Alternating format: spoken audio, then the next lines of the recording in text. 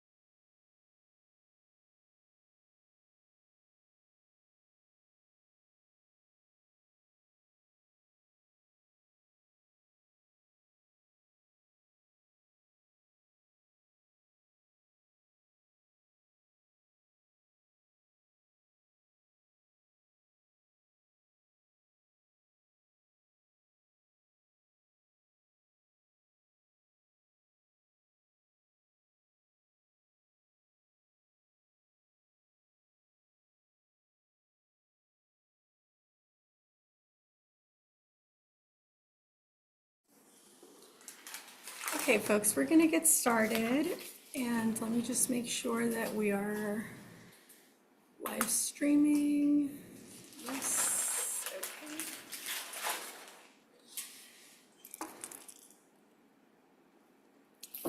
All right. Good evening, everybody.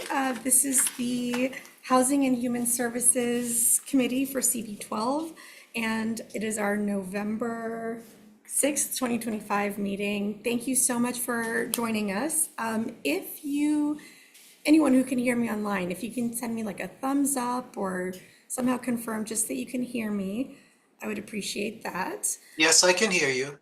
Thank you, Wayne. I really appreciate it. We've got two members and myself here, and we've got a couple of CB12 members online. So maybe we'll do a quick round of introductions. My name is Indiana Porta. I am the chair of the Housing and Human Services Committee, and I'm really, really excited to dig in this year. Our committee seems really eager to dig in. And so I hope that more of our community board members will join us and also more members of our community can join us. So I will leave it at that and pass it to my right. Good evening, everybody. My name is Radia Barnes. I am a Washington Heights resident for over 30 years. I sit on this committee. I've been on this committee for, this is my second term, and I sit on the Business Development Committee as well. We can't hear you. Oh, can you hear me? Hello, hello. Can you hear me now? Better. Well, I'll do a quick synopsis. Radia Barnes, longtime Washington Heights resident, happy to be here. This is my second term. Thank you. Hello, let me know if you can't hear me. Stefan De Jesus. This is my first time on the community board and happy to be here in the housing committee. Happy to have you.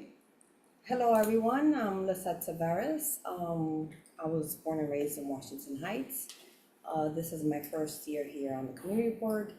I also serve on the Cannabis Task Force, and I'm happy to be here. Awesome. Thank you. Now turning to our folks online. Wayne, would you like to introduce yourself? Hi, Wayne Benjamin. I chair the Land Use Committee for Community Board 12. I am a New York City native, longtime resident of Manhattan, and longtime resident of Washington Heights. Thank you. Marshall? Good evening, everybody. I'm Marshall Vanderpool. I am the public member of the Housing and Human Services Committee. I'm formerly the first vice president of the Dyckman Resident Association, representing the residents at Dyckman houses before NYCHA. And I'll land my plane here. Thank you. Thank you. I love that, by the way, Marshall. And then next we've got Tanisha. Hey, everybody. My name is Tanisha Grant. I am a Community Board 12 member. I'm second vice chair of the Community Board, and I am vice chair of the Youth and Education Committee. I sat on this committee last year. I moved to public safety this year, but still very much involved because housing and human services is something that I do. And right now, I just seen one of our other members. I think it's the member of the licensing committee. I mean, the chair. We're currently at SOMO, so pray for us. Hey, Wayne. Well, wow, I'm impressed that you're joining us from there. Thank you for being here. Yeah, thank you. Enjoy the weather. All right, folks, I don't think that we've got quorum just yet, but I think we can continue and then call the meeting to order once we do get quorum. I don't think that this meeting is going to be like a super, super long meeting. What I wanted to do was use this as a planning meeting for us. We don't have any elected officials or their representatives here to present anything today. We don't have any community-based organizations. And I don't think really, well, we do have some old business, but I'm gonna use this time as like a chair update time, if that's all right. We don't have any community members here or online either. As we've discussed, and just to kind of give some, maybe a little bit of background for folks who are joining us for the first time, we're really hoping that our committee will be an active, very active one this year. And we identified some of our budget priorities, and in the new explanation line that we got in the new spreadsheet, we requested to meet with the relevant agency to try and pin down specifics. I think that was submitted, that the full community board budget priorities were submitted on the 31st. So, I think that we should take November to identify what community organizations we want to invite, or which specific topics we want the city to come and talk to us about, starting with some of those budget priorities.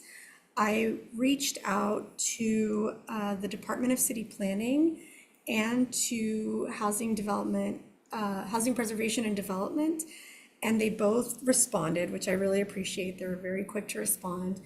I'm going to try and get the Department of City Planning to present at our December meeting and just give us a 101, what do they do, in what ways our committee can be involved. Wayne chairs the Land Use Committee, as he said, and he's on this meeting. So the Department of City Planning regularly attends their meetings, the land use meetings. And so I'm hoping to, if it's not, DCP, the right agency, then to get Housing Preservation and Development to attend.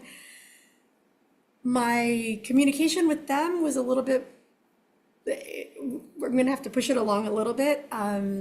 They want us to identify very specific topics that we want them to present on, and they said that they can present during the daytime and possibly in the evenings. So I'm going to push back a little bit and see what we can do.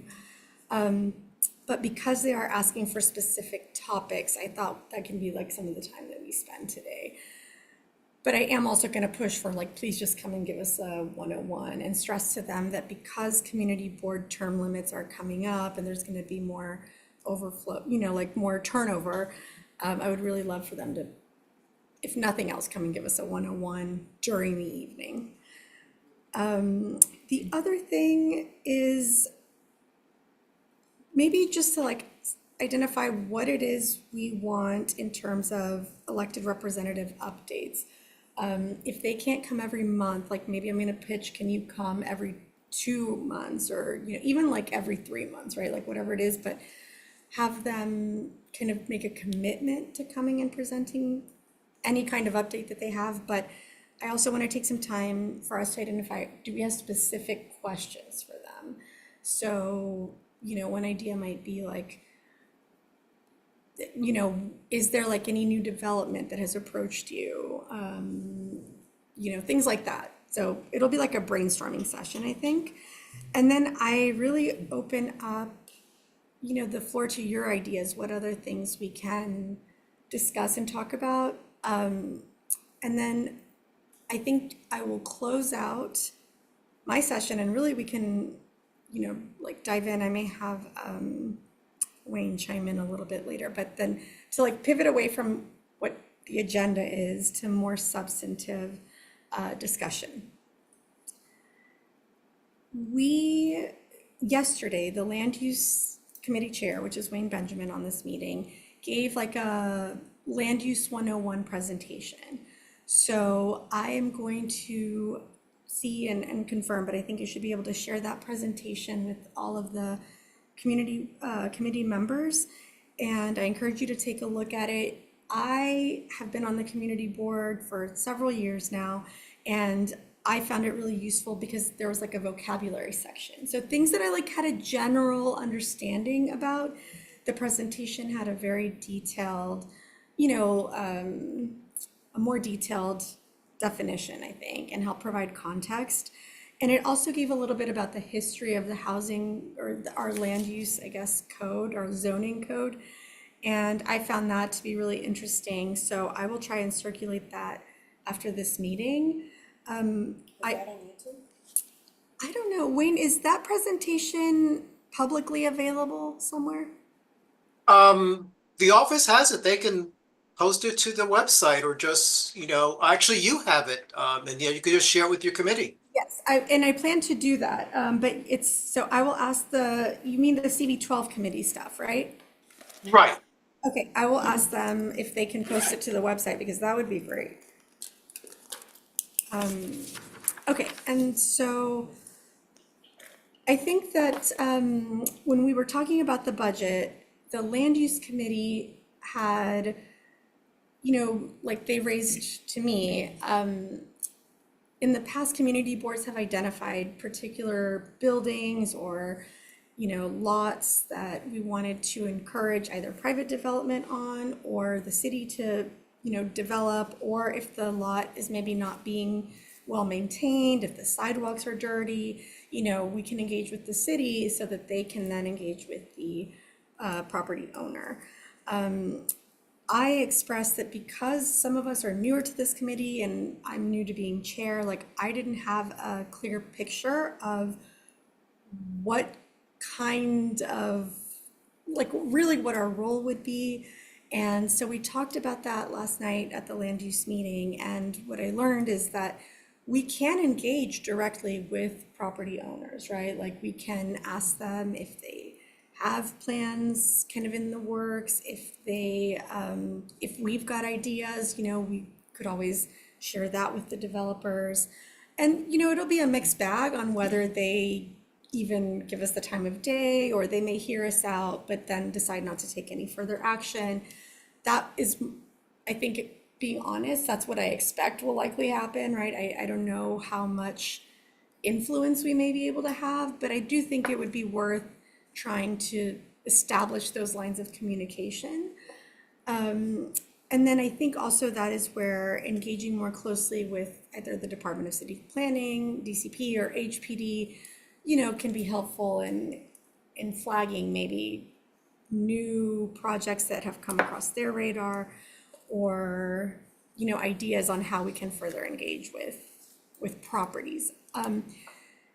In terms that I think was like in context of building new developments, or, getting like housing or zoning variances, things like that. But I also think that there's an opportunity for us to engage with buildings that are run down, that have a lot of complaints, that, exactly. And I pulled up the project, I think it's like AEP and PPP, but let me pull up what the actual project names are.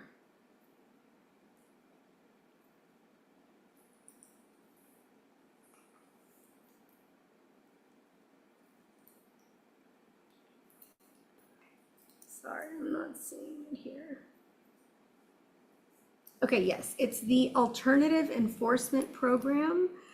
And what that is, I did some very quick research on the city HPD website. And basically, every year, the city identifies a list of residential buildings that have a lot of rent stabilized units, and that have a lot of, I think lower income tenants, and that have a lot of complaints and a lot of like outstanding, violations, exactly.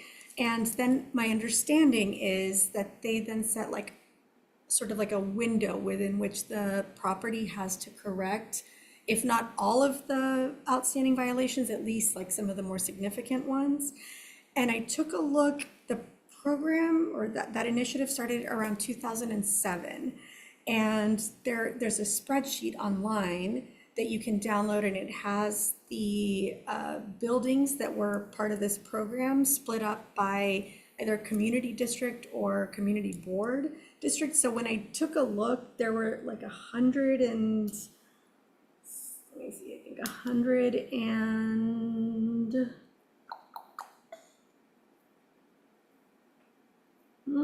I didn't put it in my notes. Okay. There's like 100 and something that were in our community board district. And within that, I think there were maybe like between 20 and 30 buildings that were open, that, like actively doing repairs. And so I think that can be a place where we may have more pull, right? Like we had somebody come to this meeting last month saying that they're having a lot of issues. So I thought that like that could be like, you know, we can help elevate building concerns to the city. And so Do they work with DOB? Do you know? I mean, I don't know. So I don't know really anything about this initiative. So it's something it's a that I good think they should topic. come and present Yeah. on exactly. Right. Because, you know, it would be great to know even just the basics, like if you select buildings every year, what is the timeline for that, right? Because if their deadline is February, or, no, I mean, I imagine it may be, if it is like sorry, let me take a step back.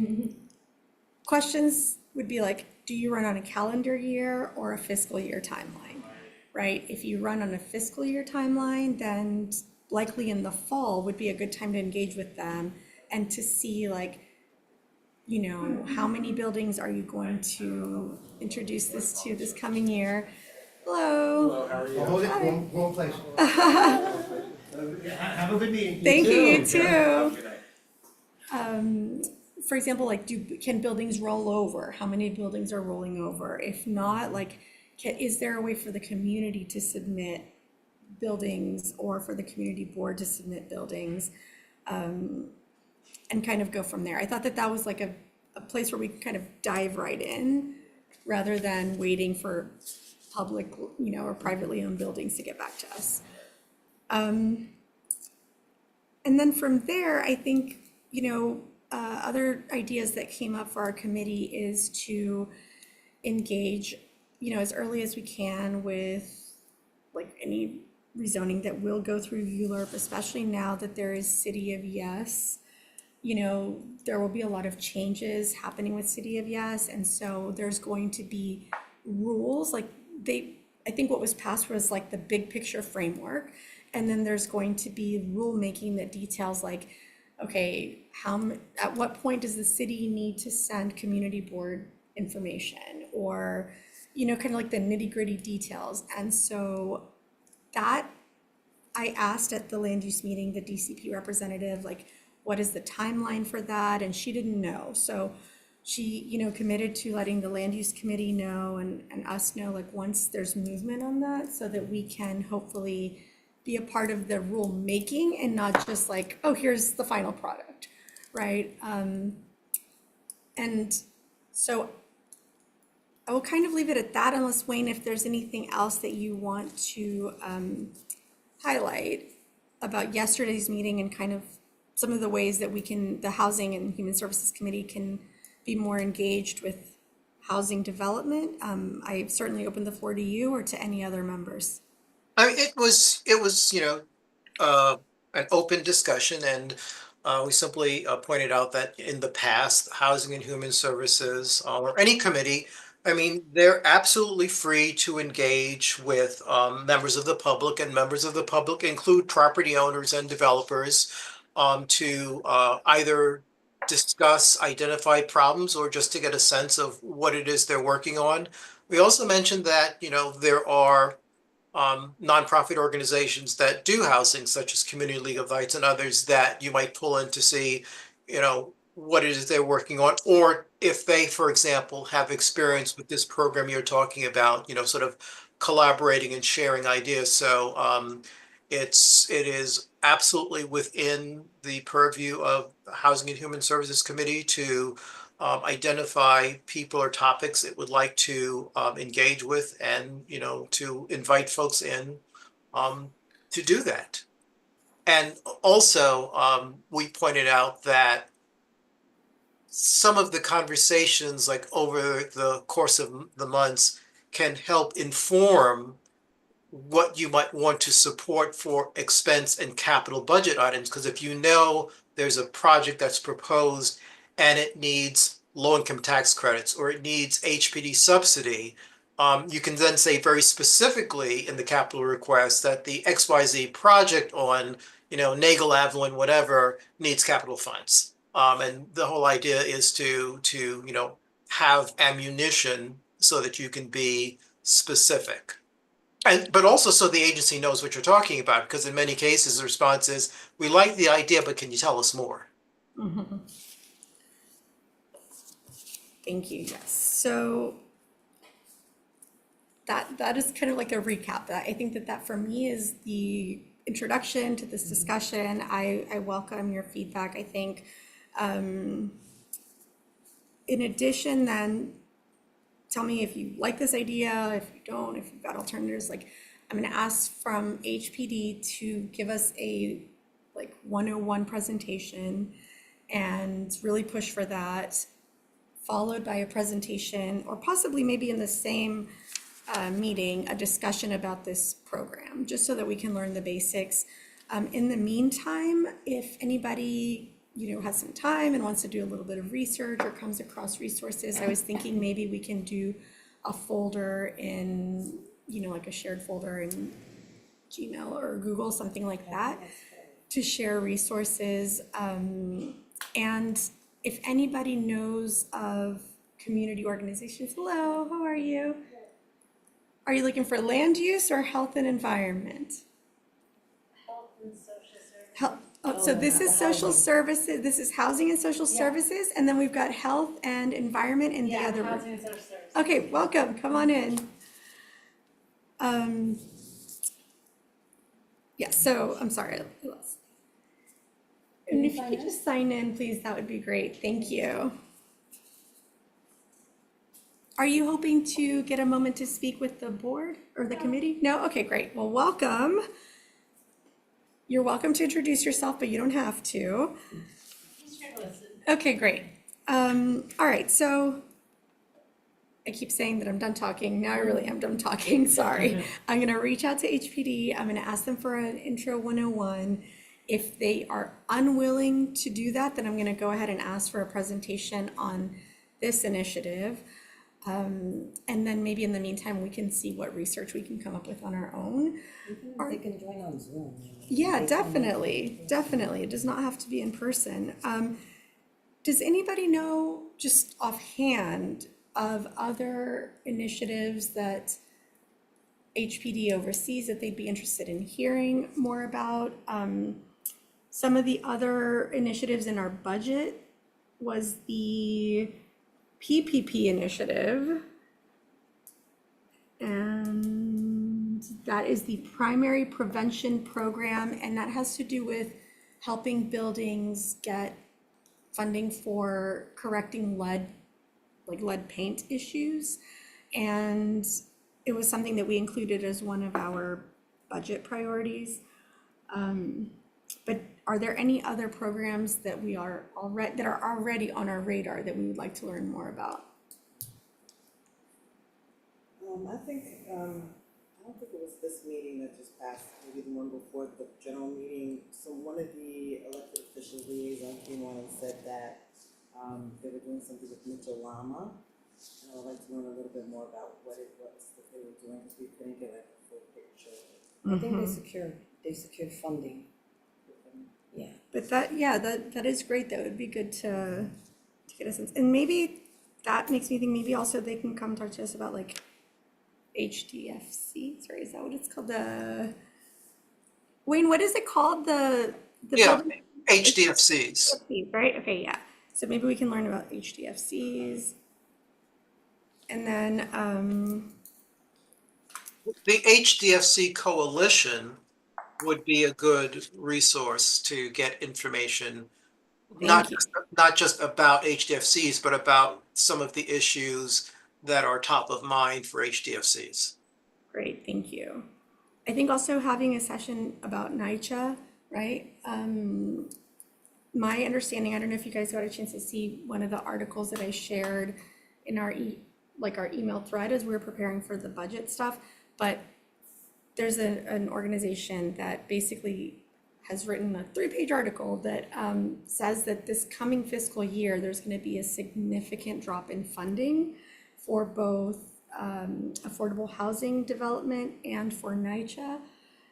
And so what we had talked about in our budget priorities was that we wanted repairs at NYCHA, we wanted more lighting outside, we wanted to make sure that the front or, the building entrance door is locked, and also that the internal doors that are for like fire containment and, purposes, that those are functioning. even though last year the city said like, you know, you shouldn't ask like NYCHA for this funding, that ask like other city agencies, but we ask elected officials. We included it again in our budget priorities this year and pointed to funding that came as a result of negotiations between the mayor and the city council during City of Yes. There was like a second kind of partner initiative that the council spearheaded called City for All. And through those negotiations, there was funding set aside for NYCHA. And so I put that in our spreadsheet saying like, can we use this funding? But I do think that maybe having somebody, you know, come and speak to us from NYCHA, you know, and ways that we can engage would be good. Anything else? There's somebody in the chat say Oh, something. thank you. Let's see. Oh, we do have somebody. Okay, great. We have somebody from Assemblymember De Los Santos' office. Thank you for flagging that. Let me upgrade you. We can see them. You cannot see it? We can see, like, usually we can see when somebody's speaking. That's interesting. Okay. Sorry, I am about to promote.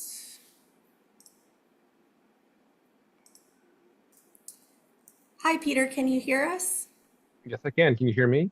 Yes, we can. Thank you so Excellent. much for joining our meeting. Yeah.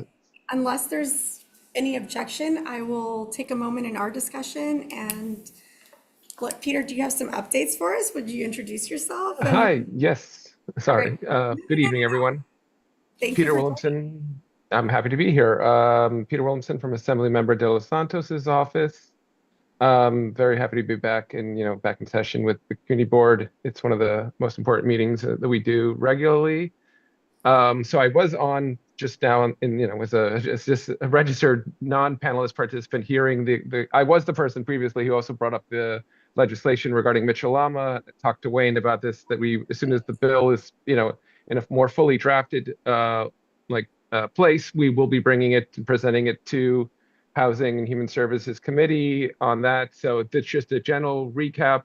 The idea of that bill is to provide access to low-cost financing for Mitchell-Lamas in the district to make clean energy and green upgrades to their infrastructure, to be in compliance with local law 97, the New York City law requiring trying to be emissions free by 2050. With this guy's got aggressive emissions targets for 2035. So there's a lot of buildings, a lot of things in New York that have to try and comply with that law. And that infrastructure and that upgrading is expensive. And so the idea of this law would be to provide access to similar low interest financing as underwrote the original Mitchell-Lama program, with the provision also that the buildings that take on this funding would agree to some form of cap, some concession to the residents on increases in maintenance, because there is additional funding coming from the state, that they don't need to seek as much funding from their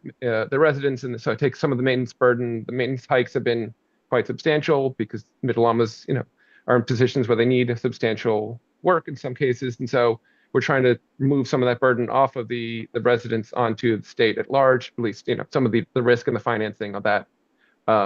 So I also heard that there was a request for presentation on HDFCs. I can see, I think Wayne's suggestion is to the HDFC coalition. Those folks, they're people who live in those cooperatives who are excellent advocates for themselves, but potentially we could bring in some folks from some government agencies that apply there as well. So I made a note of that. On NYCHA, we have decent relations with NYCHA Intergovernmental, but that might be more in the city council's purview, but we'll talk to Carmen's office about who has the best intro to NYCHA to potentially bring someone in to address this committee on those concerns. The only sort of immediate update that I have, which is a sort of it's just a public news thing that's come out, that this evening a federal judge in Rhode Island basically entered an order giving the Trump administration till Friday to comply with their order to fully fund SNAP. So obviously a huge issue that's been top of mind for a lot of people. They previously the USDA had said that they were going to use some of the contingency funds to fund up to 50% of benefits for everyone. Now they're saying that those funds would be sufficient for 65% benefits to everybody. And now a federal judge in Rhode Island has said, well, that's not really good enough. We are ordering you to comply with the full, payment of these benefits. And so now the ball is sort of back in the Trump administration's court because their history of complying with federal orders is spotty, shall we say. But so that's at least good news on the judicial front, that this is, like Letitia James, our attorney general, and attorney generals of many states, individual municipalities, like community-based organizations have been moving lots of lawsuits through federal courts to try and address this issue. The assembly member himself signed off on the letter that many of his colleagues and many of the other CBOs and interested stakeholders in this space, asking the governor to fill in the missing funds from state funds. So our office has certainly advocated to the governor the importance of SNAP benefits to a community in the 72nd district that relies rather heavily on those benefits, and as well as the many supermarkets and other small businesses that rely on that spending to, as part of their revenue, and that they use to employ and many people in our community. So there's semi-good news on that front. That, the federal judiciary is pushing the Trump administration to fully fund those benefits. I've reached out to DSS, the Department of Social Services, to say, is there an idea of a timeline of like when people might actually see the money hitting, if the Trump administration complies and they move the money and it comes to the states, like, is there a timeline yet for how long it'll be until folks actually see it showing up in their accounts? Unfortunately, as of today, they haven't been able to give me a timeline yet, but as soon as I keep bugging the intergovernmental office about this daily almost.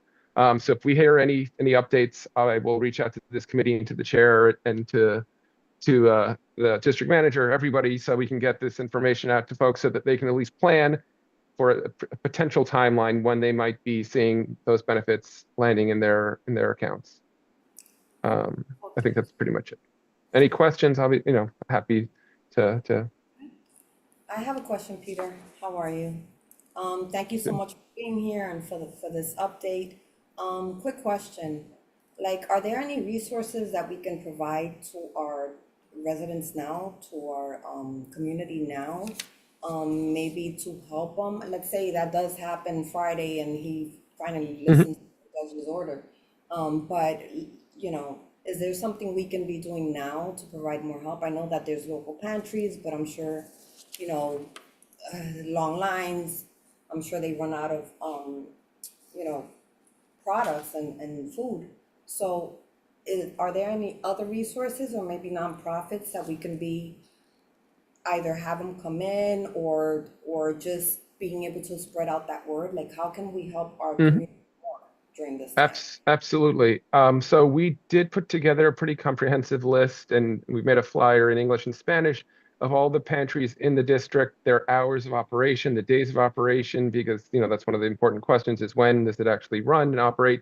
And I think really importantly, we also included whether prior registration is required. A lot of folks are just giving you, here's where a pantry is, but if you're required to register in order to be able to receive, and that varies across pantries. So I can absolutely send that over to the committee, and hopefully you can just magnify that and get it out as well. We've been putting it on social as much as possible, trying to spread the word on, I do know for a fact that, the governor has moved and accelerated some funds to provide additional funding to the pantries to support, the food insecurity that we're experiencing right now. But one thing that is certainly missing, or at least necessary in addition, is volunteer hours, because a lot of these pantries are staffed to meet a certain level of need. And since the level of need is higher, just literally having the hands to move and process and help. So like we're tomorrow we're going to Nimick's pantry. Some folks from our office to go volunteer there to just be an extra set of hands, because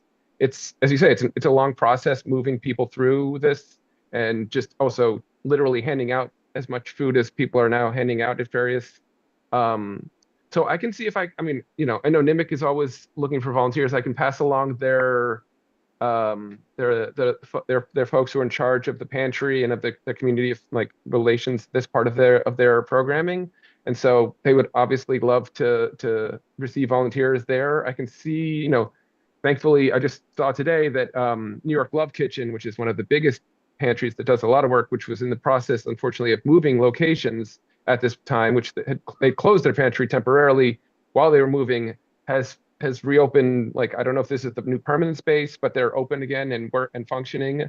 That is not on the flyer because that just happened recently. I'll send over that information. That's a longstanding community resource that people have counted on, that was temporarily sort of offline because they're moving to a larger location to meet the greater need. But they've got a space as well as a mobile pantry that they also run.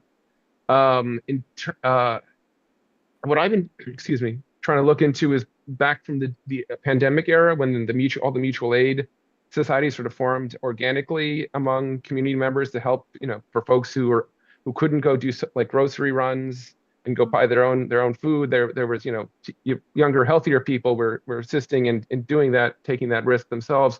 So I'm reaching out just personally on my because I was involved in that space at that time, just reaching out personally to folks and being like, is these mutual aid, networks reactivating? Is there folks who can go do grocery runs, who can purchase, folks who are in a better financial position who can assist just sort of in a personal capacity. So if I find any, connections that we could share there that people can be plugged into. Additionally, a lot of these pantries also have like sort of emergency food programming set aside for anyone who's in absolute, like, true dire emergency situation, that there is often, depending on the pantry, but there's often, a separate emergency sort of fund that for folks who really are in absolute like dire straits and need support immediately, that you can find sometimes by contacting the pantries directly. As of now, that's sort of everything that comes to mind at the moment. Thank you, Peter. Peter, I had a question. So I was Mhm. watching the news earlier tonight, and there was, I don't know how, whether it's like accurate or not, but there were some folks on the news saying that it could take several weeks, or in some cases, maybe even months, to get the funding to families, the SNAP funding. But what I didn't know is if that was true for like all states, or if they had mentioned like some state systems are harder to do like a partial payment rather than a full payment and stuff like that. So in your discussions, if you catch any wind about, whether we're talking about, even if you can't get like an exact date or even a ballpark, but like, are we talking weeks or are we talking like months? And then kind of related to that, let's say that the government reopens at the end of November, right? And folks still haven't gotten their funding for November. Like, is it just gonna be like, well, too bad you didn't get it, or are they gonna be reimbursed? Like, any information like that would also be helpful. Sure, absolutely. As far as I'm aware, SNAP benefits they're always retroactively dispersed, even if there is a delay. So it's not the case that, if you didn't receive it, you will lose that money. It will still be dispersed. And my general understanding is that it takes about a week generally for New York State to administer and release the benefits. That's in a normal situation. So I don't want, as I say, I'm constantly pestering DSS to give me an answer as to what that rollout would look like in terms of how long it would take to get delayed benefits into people's accounts. But so anything I hear, I will pass along. Thank you very much. Really appreciate it. And thank you for joining us. Yeah, no, I think Tanisha has her Really, hand up really as well. appreciate it. Yeah. All right. So I think Tanisha has a question. I think she just joined. Hey, Tanisha. All right, let me see. Thank you. Hey, I don't really have a question, more as a comment. In my personal capacity, we cook a lot to feed our community. On my block alone, there are 2 supportive housing units, a lot of elderly, a lot of families. While we appreciate the gesture from the governor is really kind of tone deaf.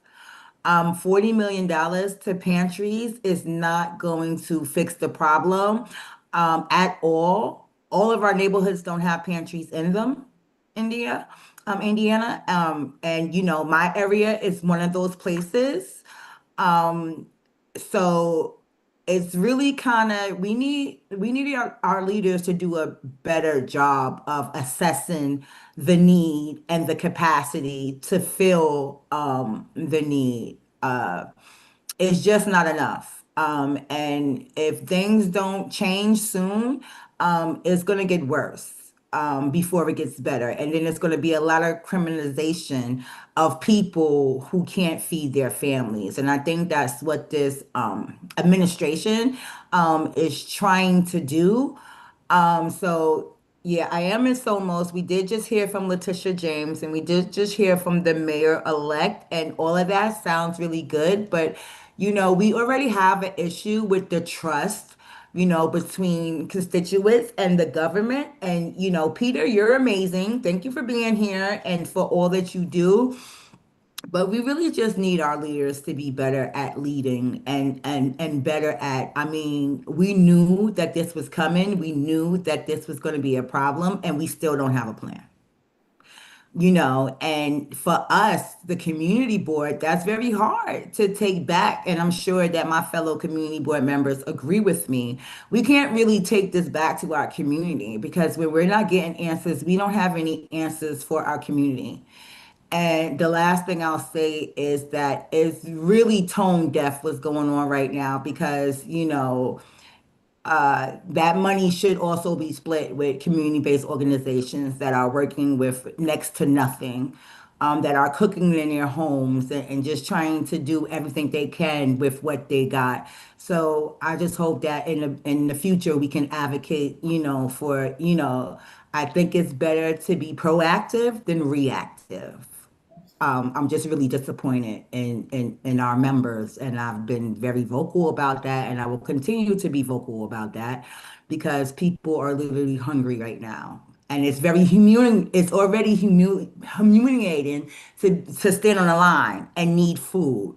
But we have people who are standing on line for hours now, which they already was. So now it's double those people. And it's just, you know, a shameful thing for people to feel like, you know, all the taxes that they have paid into this government, you know, they're not even worthy to have that dignity of being able to go to the store and get some food for their family. SNAP benefits are always we already have people who 2 weeks before their benefits come are struggling to fill in that gap for them 2 weeks. So I'm just really concerned about our community since we have so many people in our community that are food insecure. So hopefully, you know, in the future, you know, our members can come up with a better plan, being that, you know, we have billions of dollars here in New York State.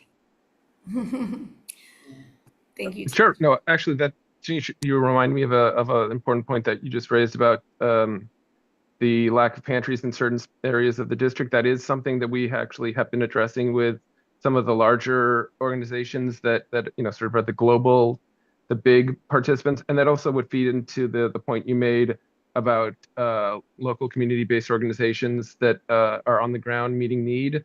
So one, we are trying to get some mobile pantries from some of these larger, you know, Common Pantry or food, like New York Food Bank organization, to see if they can bring some mobile pantries to the district in areas that are underserved.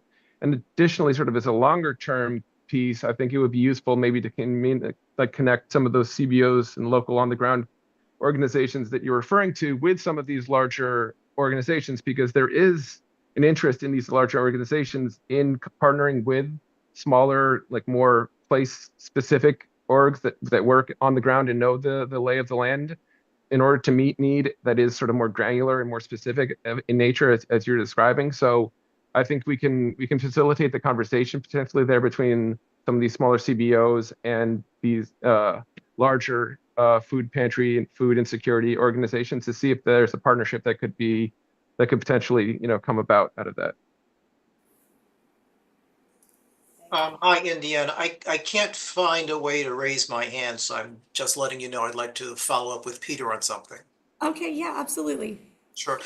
Peter, concerning the Mitchell Llama, which I think that's critical because Mitchell Llama developments have formed, the backbone of decent, affordable housing, both rental and home ownership throughout the city. And, when they don't have access to money and, choose to buy out of the program to get money, it changes neighborhoods dramatically. So I think it's important with all of the compliance that, buildings have to, keep up with, to have funding available that makes it feasible. But I also think something needs to be done to, I guess, broaden the scope of who's eligible for the funding, because HDFCs have the same issue. And unfortunately, the city HPD used to have the 8A program, which had money at 3%. They used to have the PLP program, which blended city money at 1% with bank money. So whatever that is, you got a blended rate. And I don't know if those programs exist anymore. I can't find anything on them.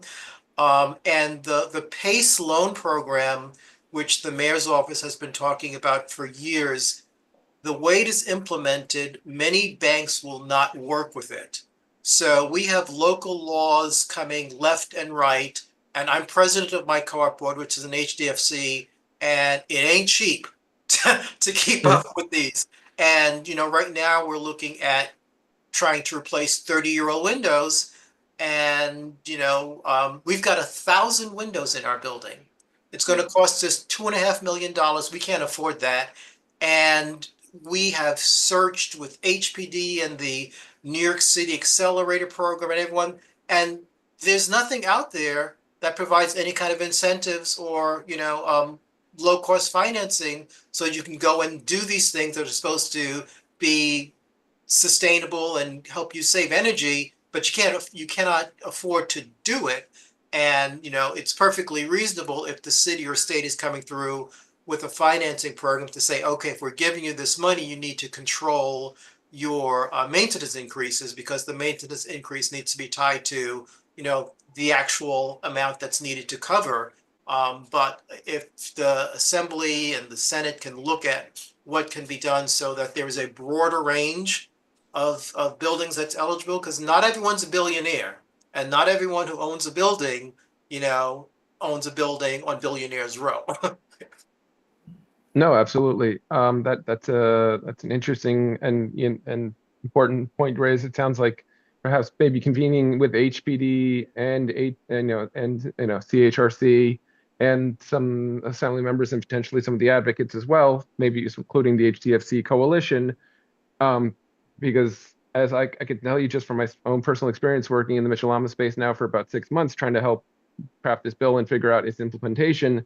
The funding and the horror stories that I've heard from different cooperatives about different funding experiences, about basically the lack of information causing folks to enter into terrible financing options, and that absolutely setting their buildings on terrible financial pathways. It's clear that as you said, that there's not enough information, not enough clarity. If these programs do exist, they may not be accessible enough because you have to be, have specialized knowledge in order to even know where they exist to look for them. So I think that's a really important point that you raised. I'm going to bring it back to the bill drafting team, and also then potentially to city council or colleagues as well, and see if there's this is a place where city and state could potentially work together to shoulder some of that financial burden as well, or how we can work out the financing. But absolutely, I've taken notes on that to put it into the hopper of discussion on this topic. And I'm happy to talk to you about it more when you've got a chance. Yes, absolutely. And the legislative session at the state level starts in January, right? Yep, unless there's this emergency session called, which does not seem like it's going to happen, but is still potentially on the table. Okay, great. Okay, does anybody else have any other follow-up questions? Right, Peter, thank you so much. Really appreciate it. Yeah, absolutely. Thank you so much for having me, and I'll make sure I'm registered properly as a panelist now. Last time I was so certain that I had registered for all of them as a panelist, but Thank you so much. Thank you, Peter. all right, have a good Thank night, you, everyone. Peter, for being so consistent and always coming and giving us reports. You are one of the, staff of one of our members that always come and talk to us, and we really appreciate you. It's the job. It's what we should be doing. So, but thank you. Thank you. Good night, y'all. Good night. Thank you. Good night. All right, folks. So, I mean, I've done quite a bit of talking, so I would love to just hear from others who are here, like what kinds of organizations you think would be, like if you have specific organizations that you'd like us to invite or like specific topics. Really today, I think it's mainly about let's brainstorm, because what I would like to do is like send out all of those emails right now, rather than being like, can you come to December? Can you come to this? Just being like, we meet the first Tuesday of the month, like, can you come between now and, whenever, and then just kind of work with that. So, I think you touched basically, a lot of them. I think that the food, resource part, I think also has to be kind of attacked from now to December. Being that I feel it's extremely important right now. And hopefully it gets better and this goes away and by Friday, everybody has, their funds, but I think that's like top priority for me. And I think we basically touched a lot of the agencies. I don't know if you have any others. Yeah, I was gonna suggest in addition to HPD and DCP, it'd be nice to get a one-on-one from DHS to see how they are supporting our unhoused neighbors here in the district. Speak up, please. I want to hear what you have to say, sir. No problem. Let me know if this is good volume. That's good. Great. So I was saying, in addition to HPD and DCP, we should invite DHS to come speak with us and give us a one-on-one on the programs that they're providing to our unhoused neighbors and what it is that we can do to better support them. Just don't want that to get lost in this conversation about housing. yeah, no, thank you. That's great. And I'm sorry, you said something? Maybe DOB? DOB? Residents to Preserve Public Housing. They're a grassroots community-based organization that focus specifically on public housing, which we do have a lot of in our community. And I know y'all saw the chimney fall down at that public housing complex. And this is the things that we be talking about, right? The maintenance and the upkeep of the infrastructure. So definitely Residents to Preserve Public Housing. I will also say, like Met is amazing. Met MET, yeah. That's funny to say that. They're having like some sort of info session that I was gonna Mhm. find you, so, okay, great. Yeah, and I'm sure that they would come. And I got some others, but I'll hit you offline. But yeah, there's a lot of people, and this is going to amp up. I'm just thinking about Wayne and Dementia Llama and how, people are paying way more on maintenance than they should, for their apartments. I don't know. We're about to have a new mayor, and he ran on housing and stabilized housing, but it has to be more holistic than that because everybody doesn't live in stabilized housing, right? So we got to find a way to make sure that we are inviting everyone holistically. But yes, definitely the agencies. I think a lot of times when we invite the agencies, though, they give us numbers that don't work, right? I think that's something that we really need to talk about. They say, oh, call this number or call that number. And you can literally go crazy trying to call a number and trying to get someone to talk to you on the phone. So, I don't know, Indiana. I just think we got to do better. But I will definitely hit you offline with the community-based organizations that I know that work on housing. I would Okay. even say Because this is Housing and Human Service, we should invite, people, the Tax the Rich Coalition. All right. You know what I'm saying? We have over 120 billionaires that live in New York. I need Brandon Johnson Energy of Chicago. So yeah, so I'll hit you on the back end because this is Housing and Human Services, and Yeah. there's a lot of community-based organizations that intersect with all of that stuff. Absolutely. I have on my list also Mimic, just to get like a broad sense of all. It's Northern Manhattan Improvement Corporation. They're at the top of my list, and that kind of ties into something else that we had put into our budget priorities, which was legal services. So also trying to get somebody from a legal services organization, maybe somebody from also Right to Counsel, like one of the providers from that. Yes, I think that's a great idea.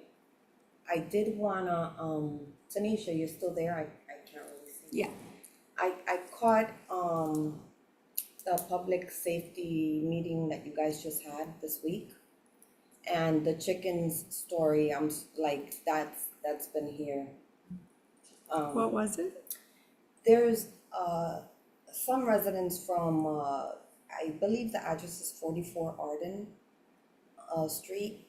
I'm not sure if it was 40 Arden Street or 44 Arden Street. But I know that there was like a neighbor from across and a resident from the actual building, and somebody that lives in the building, he's on the first floor, he has like 24 chickens, and I found, because I know I've seen this on social media. That's how big, like, Channel 1 News, I think, covered it, and it was on social media. He has 24 chickens, and they can't sleep, like their quality of life. Wow. I mean, she was brought to tears. Wow. So it impacted me so much because, one, how is this possible? This is a common area. Like, to have it in a building setting, like, how has an agency not been able to, even though chickens are legal, from what I find out, we can have chickens. Oh. Yeah, I learned so much in that meeting. Yeah. So we can have, but not roosters, and I believe there were some roosters there. Oh my gosh. But the fact that the police department has tried, there's been like violations, and then they close the violations. I believe they tried to take away the chickens, he gets them back. I found this to be insane. But how can we help, those residents that are experiencing this right now? I don't know I know that they, public safety did give them a lot of resources and ways to try to handle this, but I think it also falls in under housing. Like, there's ways that we can try to find resources for people that are experiencing something like that, because it's impacting the entire neighborhood. It's like, I understand it's one resident, you're paying your rent, let's say he's paying his rent, but he's using common area. How is this okay with all these departments that are representing us? Like, so I wanted to bring that up with Tanisha because I know that she got a lot of information from that. Yeah. Thanks, Boo. So I think it's a two-part problem, right? It's the residents feeling that their quality of life is being interrupted, and it's this person who obviously has a strong bond with his chickens, right? Same type of bond that I have with my cat. You come for my cat, I'm coming for you. You understand what I'm saying? Right? So I'm not just thinking about the issues with the resident, I'm also thinking about the issues with this person, right? And how can we support, both sides in a holistic way and don't make it a this against that, right? I don't think the police are the answer. I'm never going to say that the police are the answer because of all of the things. But right now I'm trying to get in touch with those residents to kind of like find out if I can like maybe talk to this person. I don't know, maybe we can find some resources to build this chicken coop somewhere or something like that. But I'm just really trying to think outside of the box because I don't want it to be a situation where we're just looking at the police for somebody who's probably has issues that he loves his chickens. You know what I'm saying? Like, And I right? Like, obviously, if y'all it's taking not the his chickens and he's putting backyard. them back and all of this in a common area, like he has some deep connection to these chickens, and we don't know where this man's head is. So right now, I'm trying to find out more information about him. I think he is also a longtime resident, and we know that mental health is a serious issue in our community. Most people walking around that are doing things and that are threatening or people don't feel safe, a lot of them have mental health issues. So I'm really trying to find out like how can we or I, as a community leader, put my community leader hat on and like, hey, like, is there any way that we can work with, because It's people think that making complaints and dealing with HPD, like this is a civil matter. This is like housing court matter. You know what I'm saying? The police are going to say this is a housing court matter. It's not really criminal, right? So, I think we all should, how can we support both sides, in a holistic way where they both can get what they need and it's not us taking one side against the other. Does that make sense? Yeah, I agree. Yeah, that's great. Like a Because whole, too often in our community, we know somebody have a problem and we just don't want to deal with them, right? So I really want us to see this person as a human who obviously has some issues, and how can we help with that? And I feel like helping him would help his neighbors to not have this problem with him. And sometimes you just need somebody outside. So maybe they could come and talk to we can encourage them to come and talk to Housing and Human Services, because this is like about human services and who's not getting it, right? This man obviously is not getting what he needs, that he has to have his chickens. So, yeah, still thinking outside of the box about that, but I'm really trying to communicate with this person, because sometimes you just need an outside person who has experience, who knows what it's like to deal with mental health struggles, who knows what it's like to be attached to an animal, whether what that is. Man, I don't know if y'all remember, but a while ago we had a man in the projects who had a tiger. yeah, yeah. Remember, his tiger That's tried to eat wild. somebody. Like the police literally had to go in through the window. You remember that, Indiana? I To get at remember. the tiger. He had like a pet zoo in his project apartment.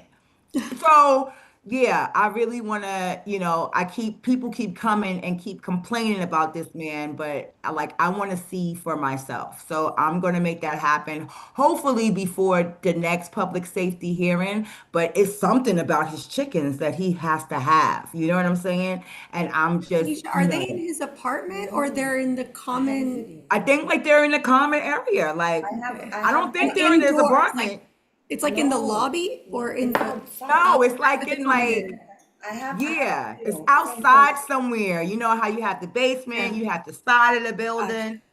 So I don't know. Maybe we could make a plan and like go up there together, or like I'm really trying to get, to this person and like Yeah, see what the problem is. Because that man love his chickens.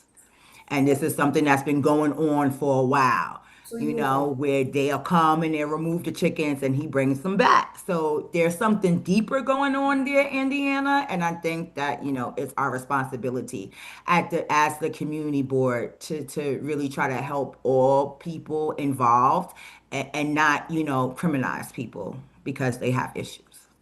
yeah, I agree. yeah. And just to piggyback off of that, I would also like to see some human resource I can't organizations. hear you. And I'm closest to the what do you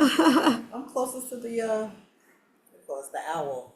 I would like to see some human services organizations come in, maybe some that address, I was just looking, I had reached out last year to an organization, I can't find the name, but they offer like drug treatment at a very low cost or free cost, they're like in the 160s here somewhere. some organizations that address mental health. There's a lot of services that people are just not aware of that are offered, and I think that we should bring them to the forefront. There's a big struggle going on right now in Washington Heights, Inwood. I literally can see it with my eyes. It's just getting worse and worse. People on the streets, people nodding off. Just from a couple of years ago, it just seems like it's just rapidly getting, so much worse. So just bringing those type of organizations, and I'll post some names and get the contact people and send them over. But I was just looking. I can't find it. But. And there's also a stigma, behind going to seek help. Like there's like a shame almost. So if we can help also like try to combat that would be good. This is my fear, right? Somehow we get the chickens, we take the root, we take all of that away from him, and then it escalates. Because he no longer has the thing that soothes him. Then where we're going, you know what I'm saying? Then it can go somewhere that we don't need it to go because he don't got his chickens. Because he's already threatened, that when he's been approached, like he's threatened. Like agitated. So Yeah. yeah. It's a difficult situation. Very complex. But all of this stuff doesn't happen in a vacuum, So, you know what I'm saying? Like, police is just not the answer to unwell, community members that are having quality of life issues. So we'll work on it, and I'll let y'all know what's going on. Doesn't want to be home. He tries to just avoid going home because Yeah. they're, even in the middle of the night, they're just, they're going off. It Yeah, would be them roosters, honey. I'm in Puerto Rico, and they wake me up. 5:40. About that. The roosters is roostering.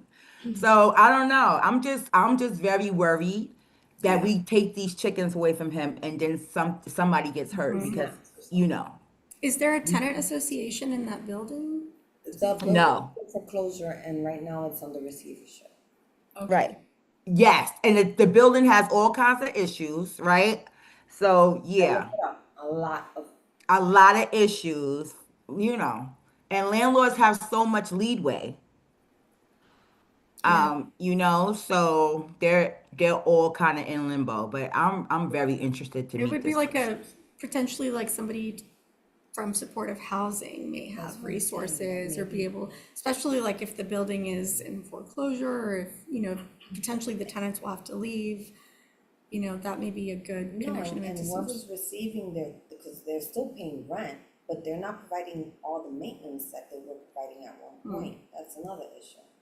So I think there's a lot of ways that we can try to help those residents, because it's like, they're like, we're paying rent every month, and then it's like, not only are we going through a foreclosure and therefore the landlord is, I'm sure they don't have a super and not proper cleaning and stuff like that. I think pest control hasn't gone in a number of months or maybe years. So they have a whole range of issues. And A that's lot why it going would be on. good whenever that's why it's good to have city agencies here, right? Because then they can immediately hear about what's going on and we can kind of follow up with them. Okay, so She was really like being nice to like the person who's like handling what's going on in the meantime. And we was like, no, you need receipts. So start an email trail complaining about this and saying, how difficult it is for you to sleep or whatever, enjoy the quiet in your house, because they're going to tell you whatever they want to tell you. So the first thing you got to do is start a paper trail. Y'all can have nice conversations and all of that, but when you go to HPD or when you go to housing court, they're going to want receipts. and like So, 311. that's the first thing, like put it in writing, CC the community board, CC the, public safety committee, CC the housing and human service committee. And I will also suggest for us to also have, nonprofits who do supportive housing come on and talk about how they do their supportive housing, because we have a lot of supportive housing in our community, Lantern housing, that are horrible for the people that they're supposed to support. And there is no support. And what that does is make an unsafe situation for the residents and for the people who live in that neighborhood. And me and Indiana have talked off line about some of this stuff and some of the complaints that I get from these residents. The key to supportive housing is support. And we have a lot of people who want to build supportive housing in our communities. And, you know, budgets are $25 million a year, but they're not really supporting the residents. And we have receipts. So I would also like to, you know, invite somebody like Concern Housing who actually does supportive housing in a supportive way, who actually does create low income housing. Like they only take subsidies. Like you have to need like, you know, FEPS or whatever to qualify for their programs. And we need housing like that because no one's making $100,000. And even if we was, that still would be low income with how the housing market rate is right now. So we really need responsible organization, nonprofits that are going to support, you know, the people and the projects and the apartment buildings that they put in our community. Because, you know, Audubon Hall is like 20 years old, and I can't even tell you how many people have died in that supportive housing building. Which one? Audubon Hall. Oh, That's the same place where I sent you that email from the resident. yep. It's been there for over 20 years. And that Audubon Hall is specifically for people with HIV. Gotcha. Thank you, And Tanisha. they're not getting the services that they need, that they should get the services. We can't even get this supportive housing. I also think if you bring supportive housing into our neighborhoods, then you got to work with the neighbors. When we have things, you should contribute, you know, things of that nature. And, you know, the people who work in these buildings, they don't even speak to the people who they walk by every day who live on the blocks. And it's just not holistic, and it's creating a dangerous situation. So I would love to bring Concerned Housing here because we need to amplify people who are doing supportive housing right. Because this is why a lot of people don't want it on their blocks. Because when it's done wrong, it's wrong, honey. So we need holistic, culturally relevant, and responsive mental health support and supportive housing if it's going to work. So what about this? The city council budget stuff ramps up in March. But before that, the mayor releases the preliminary budget. What if for December, we try and get the city agencies to come and do their 101s or, you know, whatever topic we pick for HPD. And then we do in January, we can do like a supportive services and maybe like some of the substance abuse organizations, mental health stuff. So we can learn about that in January. And then maybe in February or March, we can invite Right to Counsel and some of the legal services.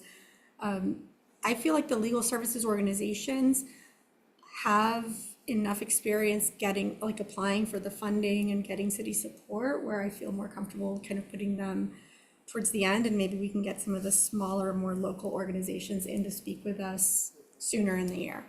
Okay, all right. Anything else? Any other topics? But today we don't have to like, it's not a final list. I think it's just starting the conversation, getting a couple of, goals and topics and themes, and maybe identifying a few organizations that I can just email all at once and say like, we want you to be engaged.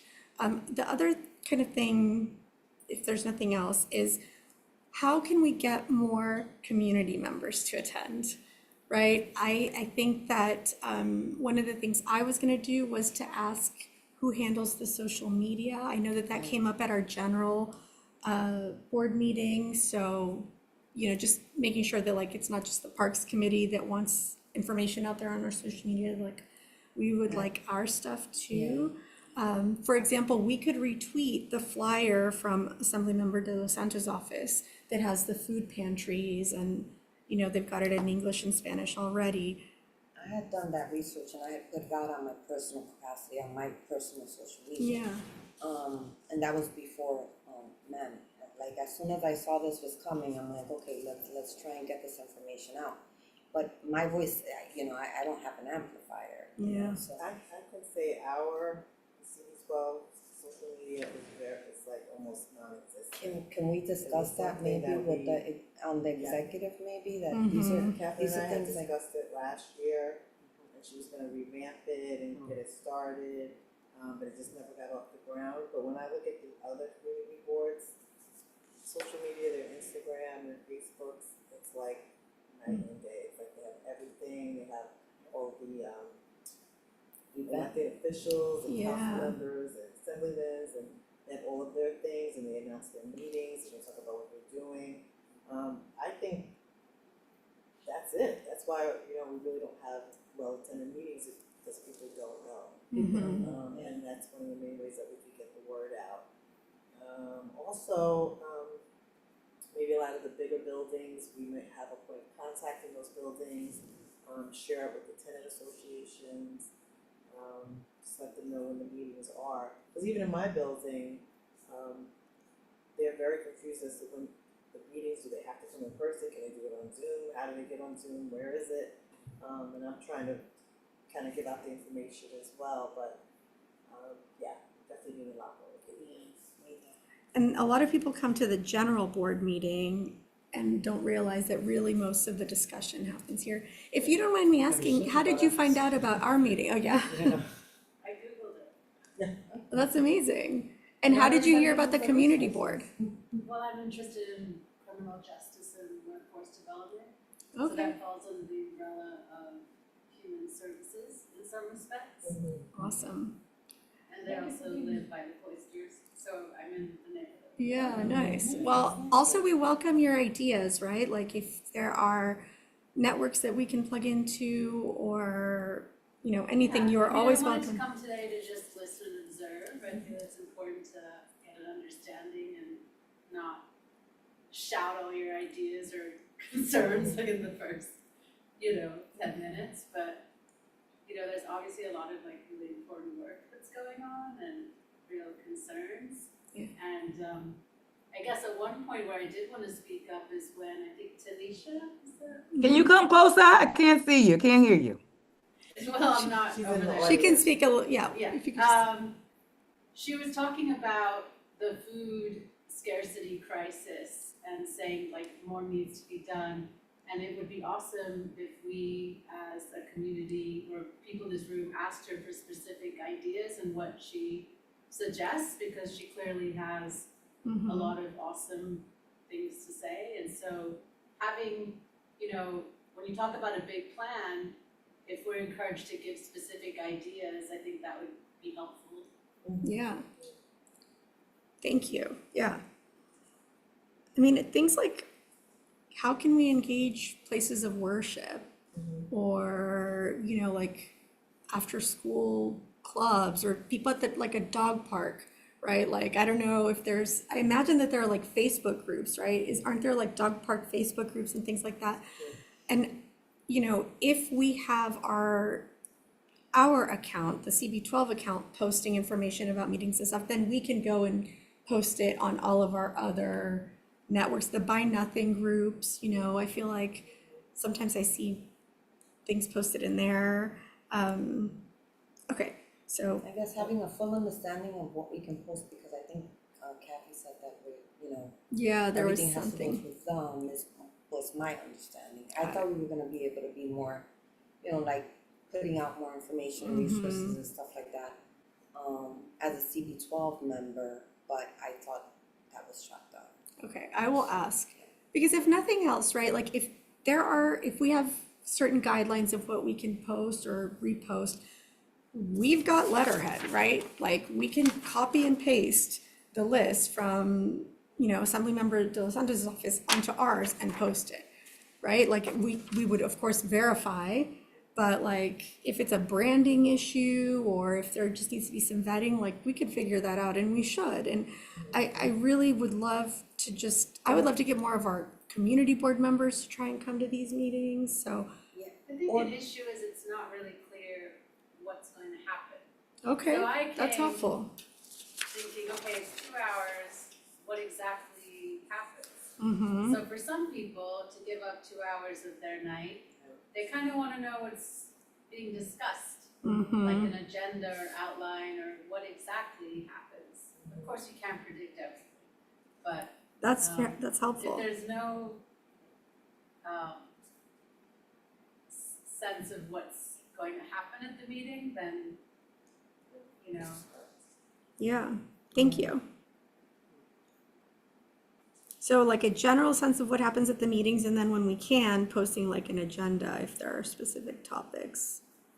Even if it has to go, maybe, I don't know if their social media is already, I'm guessing somebody does handle the social media account. Maybe we can send, let's say, the things to them and they can post it on it, and we, Mhm. maybe they don't want us to post it directly. Yeah. But as long as it's getting out there, I really don't care where it's coming from.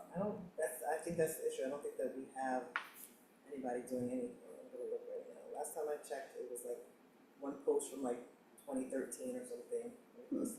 I think Ebenezer uses Facebook, Okay. and but he only puts our meetings up, from what I've seen. Oh, yes, like the recordings, The they're live recordings of our streamed and then meetings. they're up there, So yeah. after they're done, I think he uploads those. But my thing is like engaging the community more, and also sharing like helpful resources. Not necessarily promoting one business over another and stuff like that, because I'm sure we can do that. Or I'm sure we can be also too political, even though I did No, for wanna, sure. I don't even know if Wayne is still here, but I did wanna pick his brain because the proposition is actually 2 and 2 through 5 passed. Mm-hmm, So that's gonna impact our community. yep, I did wanna get his feedback on that, but he's probably gone by now. That's yeah, fine. I don't think he's on. But those things, you know, like, I'm sure we can't be political and there's certain things, you know, that we would have to be guided on. But even if it has to go through them, as long as hopefully it can get out or we get more engagement. Just so you know, we're all here on a volunteer position, you know, so we're just trying to help the community, just like at the time, we're doing this on a weekly, monthly basis, and we're just trying to help our community as best as we can in our capacity. Okay, Yeah.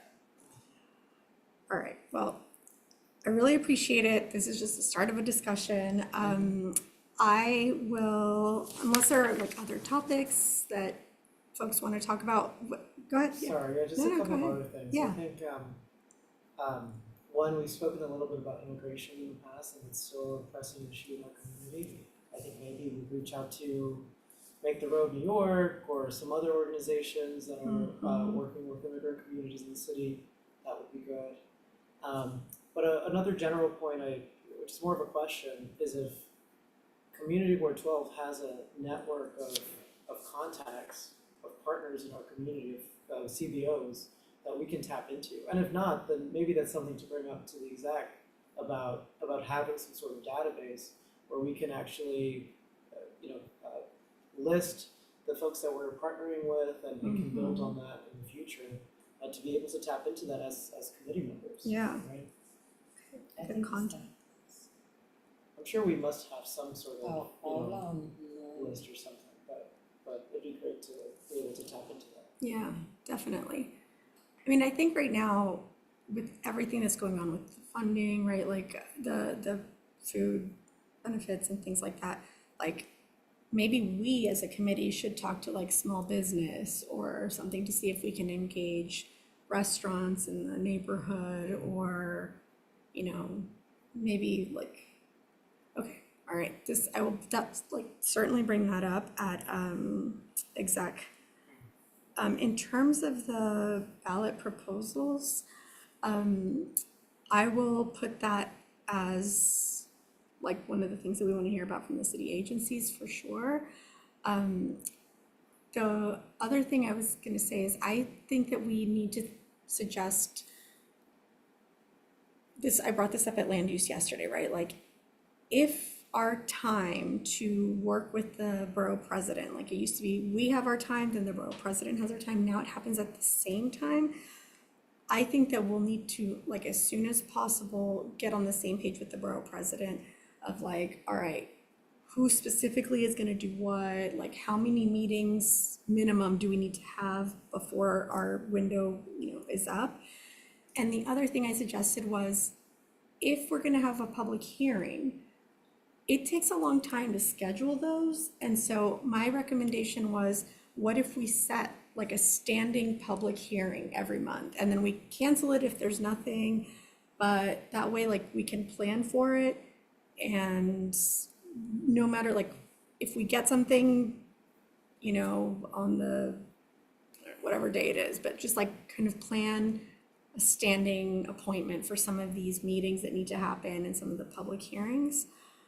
But if we don't have the rules related to City of Yes, I think it's gonna be a while before we get the rules relating to these ballot proposals. But it's good, I think, from the very beginning. The other thing I was gonna put on our radars is I wanna reach out to the borough president, because we'll have a new incoming borough president. And just, invite them to come. I don't know that they'll come to our meeting, but have them send someone and just like really be engaged with them from the start. So if we've got like a list of questions or buildings or projects, like, as much as possible, I want to start like pinning down specifics, right? And I don't know if HPD will be responsive to our request to meet with them. One of our budget priorities was about like ramps for buildings, but I don't know what's a realistic number, right? Like 20 is probably way too low, and I have no idea what could be like a realistic number.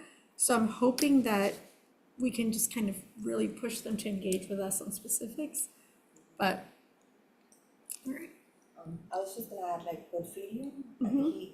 I think he would be a good contact to tell you, like, Who's coming who's in? coming in and guide you on how to, start that conversation going.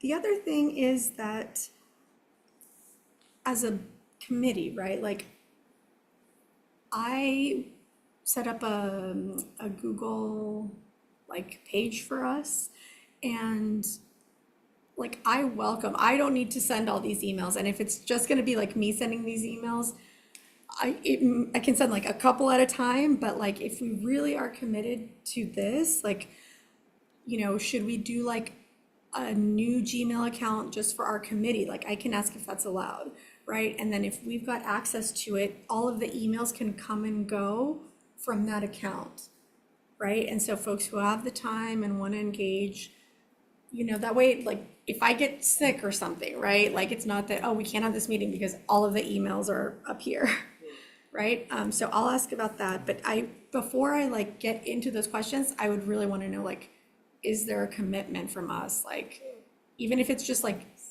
every month, every person's going to contact one organization or something, right? Like if I can get that level of commitment, I okay. haven't done it because I still am trying, it's my first year, I don't know, I don't wanna overstep, I don't know if I have to go through you, like.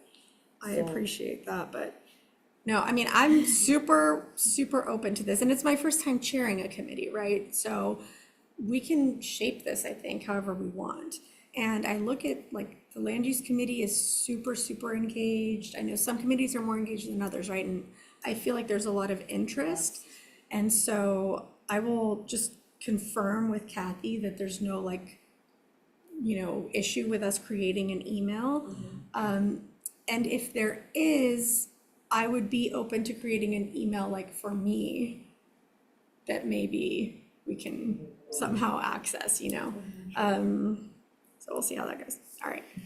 So it is 8:09 and I'm in no rush, but I would, if there's nothing else. CCIT, New York City, What put about that? that down. CCIT, I the don't, Mental Health Be Heard, 988 folks. be heard. think What they was would it? be great. CCIT? CCIT, New Okay. York City. I'll send you what the crisis something, you know, all these acronyms, but I'll send it to you, but that's their name. I think it would also be good for us at executive committee to see what we can do and what we can't do. Mhm. The problems with community boards is that we don't have power. Yeah. I have more power as Tanisha Grant than I do Mhm. as vice chair of the community board. So maybe we could dig into that, Yeah. because you know these proposals that pass, you know, a few of them are going to take some of the little bit of power that we think we have Yeah. when it comes to bringing things in our community, and it comes to building in our community. Like we just gave developers Yeah. more power. And the proposals were written in a way where people thought that it would be good. But Mhm. I need y'all to understand that a couple of these proposals, you know, where we can push a little bit about when, you know, people want to build things in our community, like, you know, the mayor's office and now has the power to veto that. And that's not good. Yeah. And you know, people's like, oh well, you know, we got a new mayor elect or whatever, but you know, 4 years don't last forever, and we don't know what's going to happen with somebody else who's able to have that power. So I think it would be beneficial for us, you know, as an executive committee, Indiana. You know, I got your back. To what can we do and what can't we do? And how can we push to do? And that's another thing that stops people from coming, right?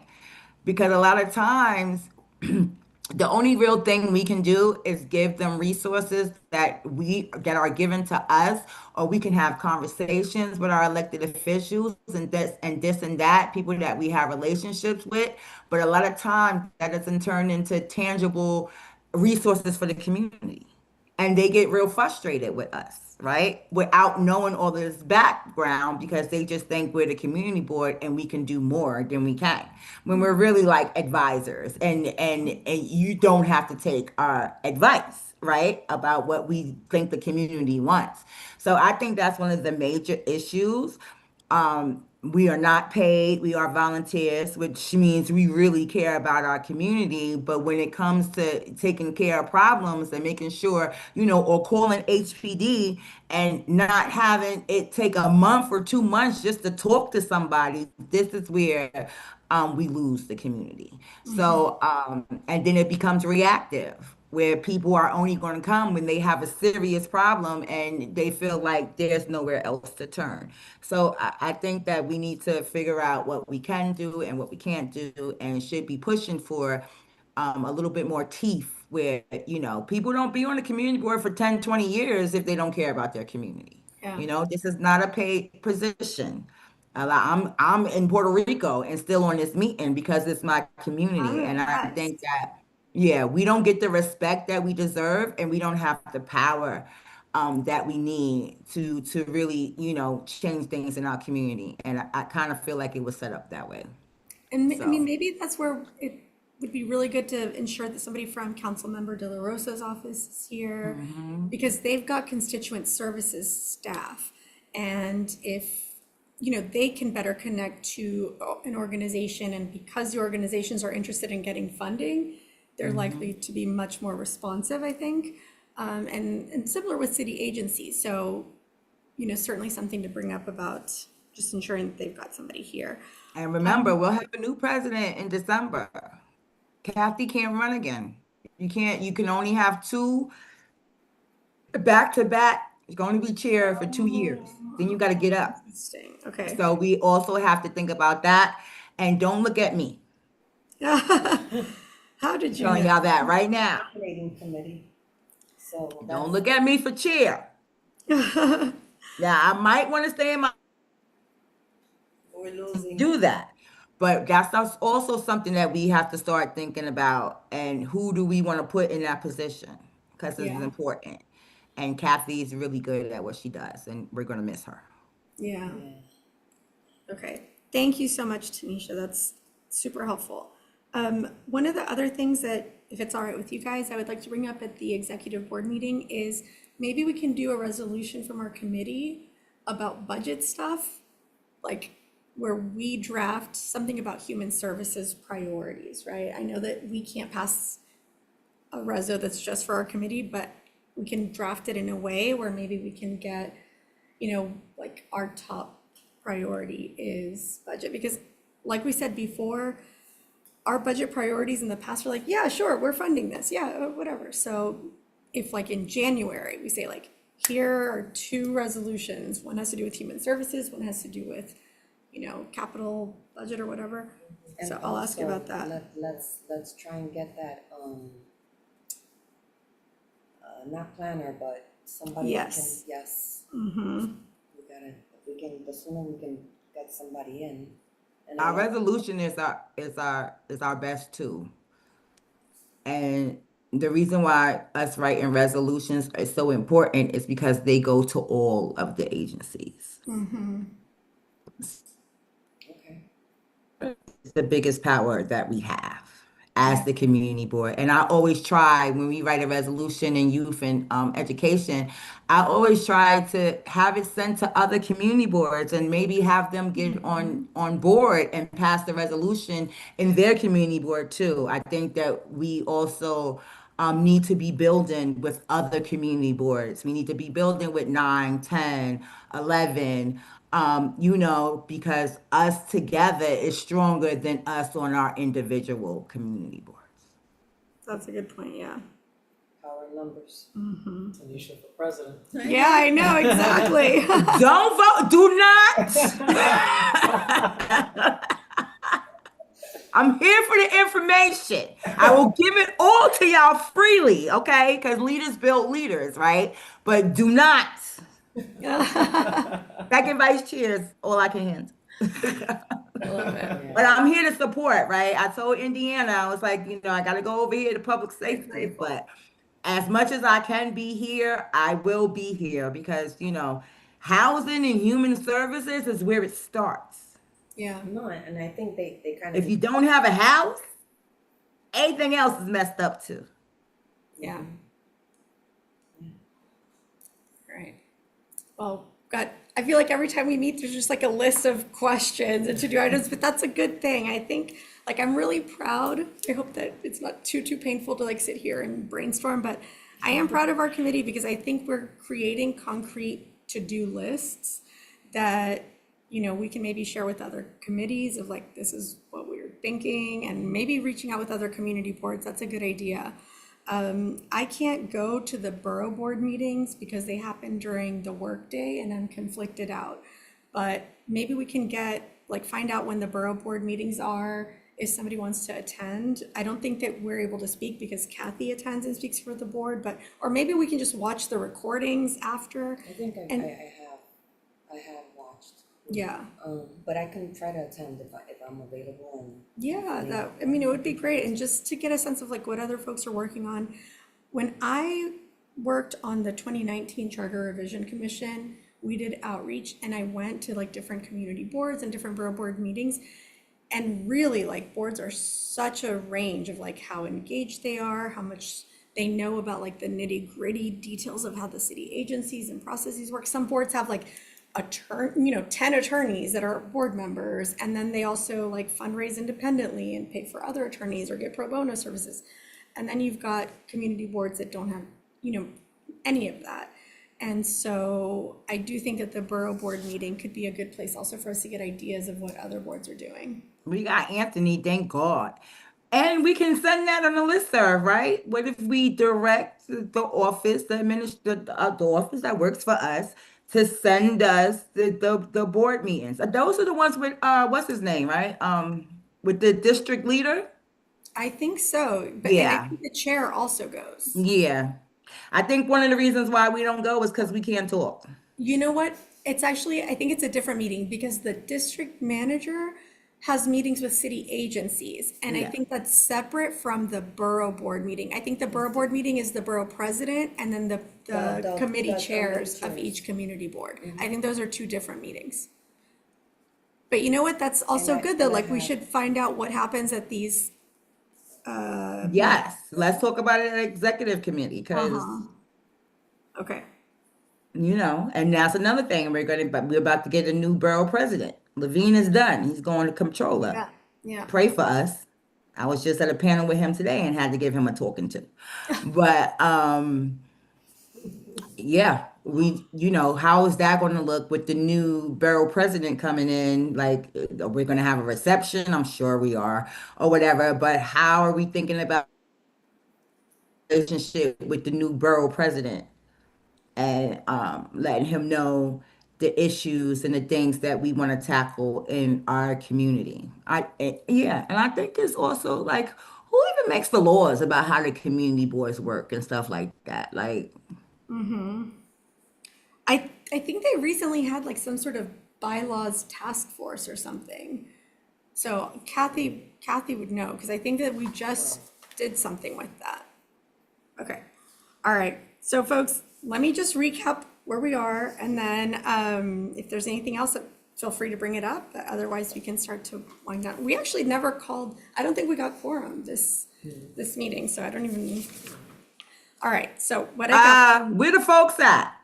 Where the rest of the committee? Did they call you? Did they say that they couldn't come? I will check my email. It may have come in at some point. I haven't seen it, but I also didn't like comb through my email before coming here, so they may have.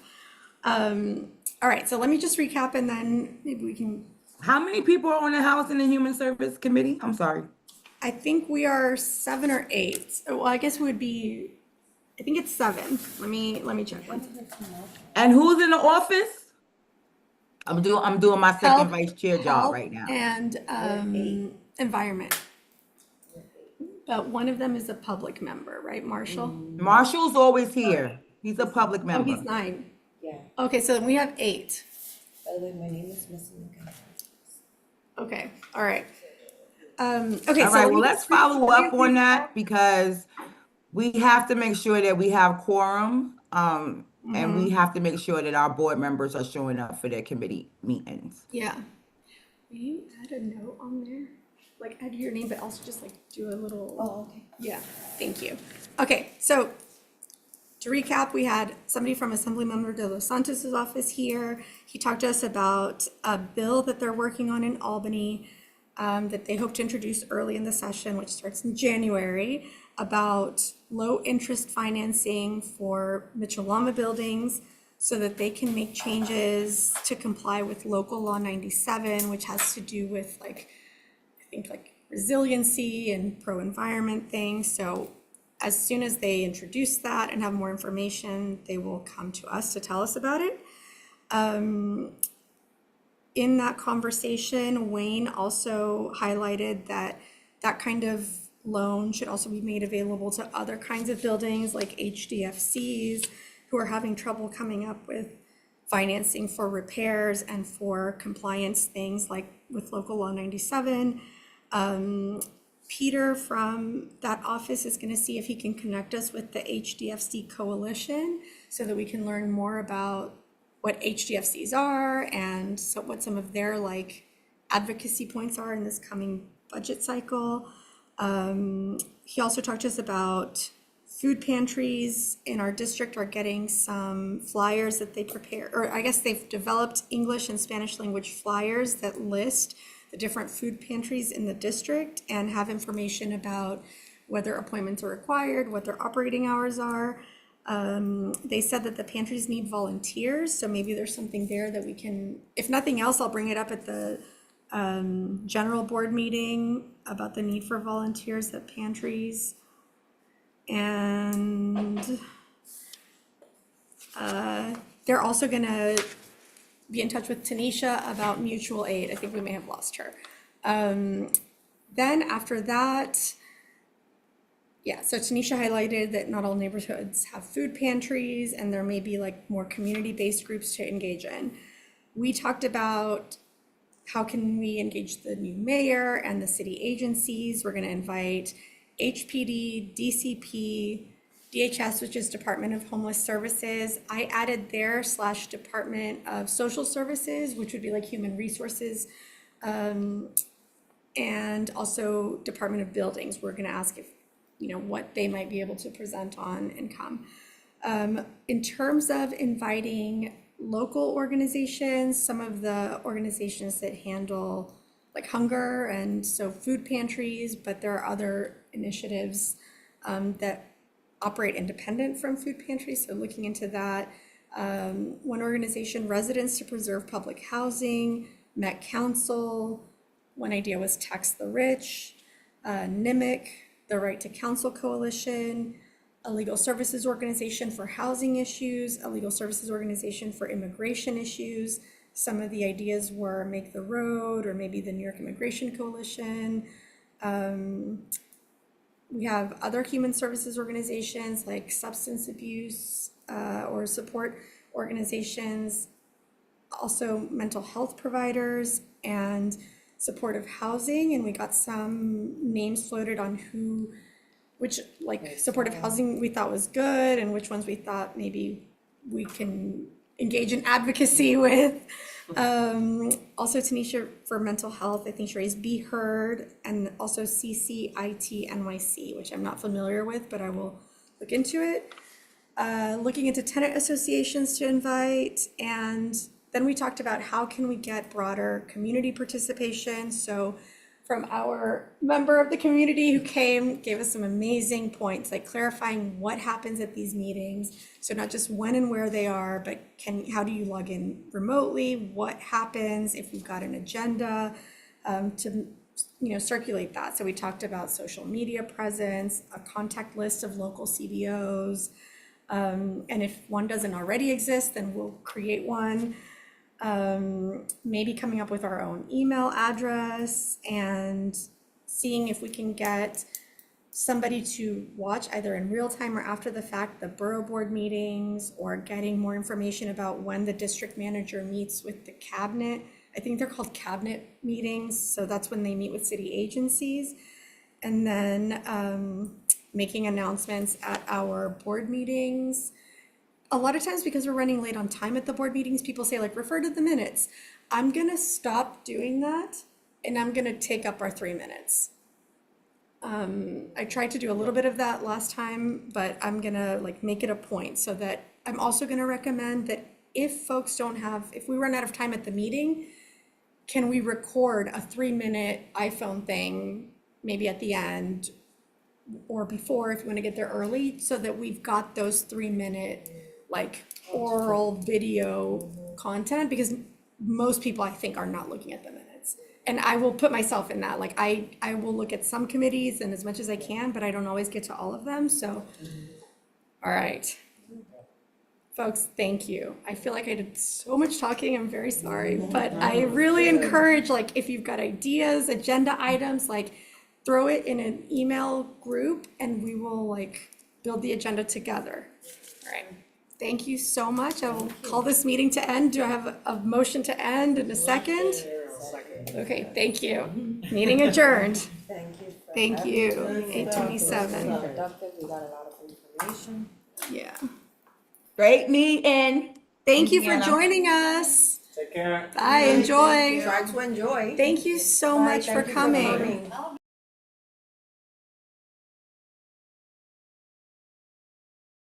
Bye, Marshall.